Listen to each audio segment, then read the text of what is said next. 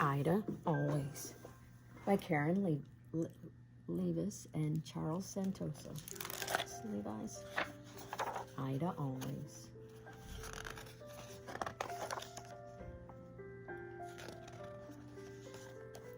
Gus lived in a big park in the middle of an even bigger city. Buildings grew around him and shifted the shape of the sky. Zookeepers poked in and out, and visitors came and went.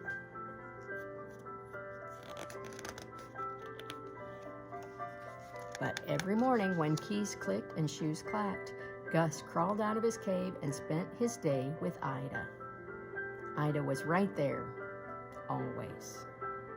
When Gus tossed the ball, Ida was there to catch it. When Gus splashed water, Ida was there to splash him right back. They chased and raced until school bells rang. Then the two friends flopped onto their favorite rock while the city pulsed around them. I wish we could see it, Gus sighed.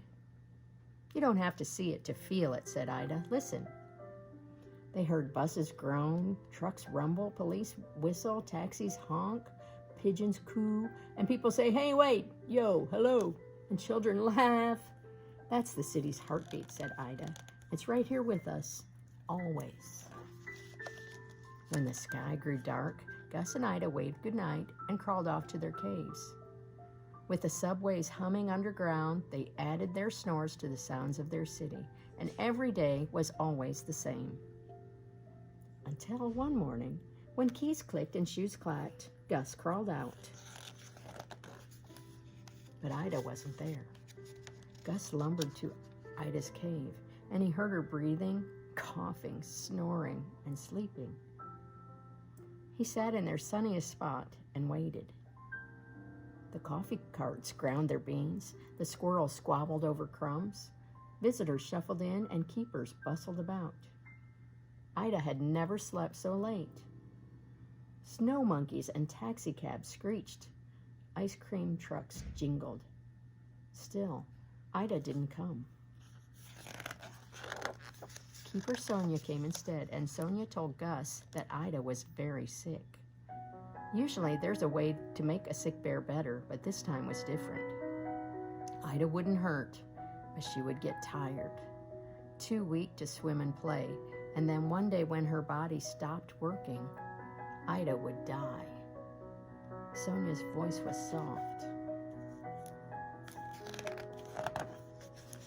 but the words felt rough to Gus. His insides churned, his chin shook, the sky rumbled, and Gus rushed to his friend. Don't go, he growled. Don't go, don't go, don't. Ida growled right back. Together they stomped and snarled. Their growls turned into howls so loud they filled up the zoo, rising higher than skyscrapers, scaring pigeons, surging toward stars. And then they stopped. The two friends folded into one shadow and slumped quietly on the rocks. Two bare noses sniffled, and two bare breaths panted, and two bare hearts echoed each other's beat. A plane roared overhead, and Gus and Ida wondered where it was going. They wondered where Ida was going too. They wondered and guessed and imagined as they whispered nose to nose. Wherever I go, said Ida, I bet I'll always smell your fishy breath. That made Gus smile. He wasn't sure if he should, but Ida was giggling too, and they let their laughs bounce back and forth between them. From then on, Ida spent most days in her cave. She slept a lot, but she didn't hurt, and the keepers took good care of her. And Gus helped.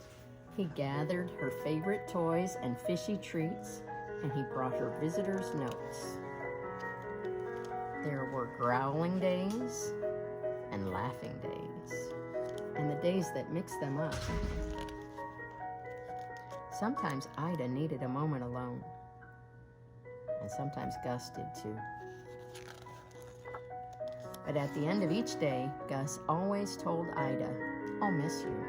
And Ida always told Gus, I'll miss you too.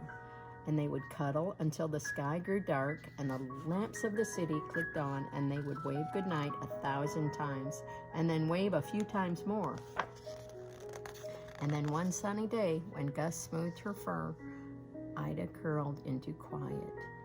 Her eyes fluttered shut, and they didn't open anymore. Gus pressed one last pat into Ida's paw, and the paper shared his news, and the city cried. For days, the zoo was filled with goodbyes. Goodbye, Ida.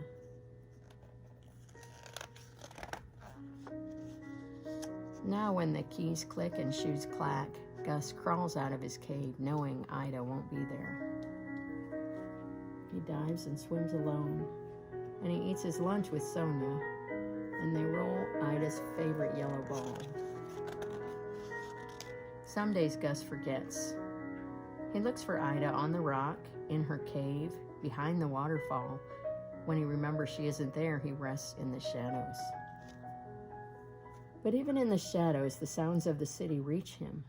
He hears buses groan, trucks rumble, police whistle, taxis honk, pigeons coo, and people say, "Hey, wait, yo, hello," and children laugh. Gus smiles. He steps into the spot where Ida liked to soak in the sun, and he listens to their city pulsing around them, and he remembers that Ida said, "You don't have to see it to feel it." And the sidewalks tap, and the streets hum, and Gus's heart beats. And Ida is right there, always.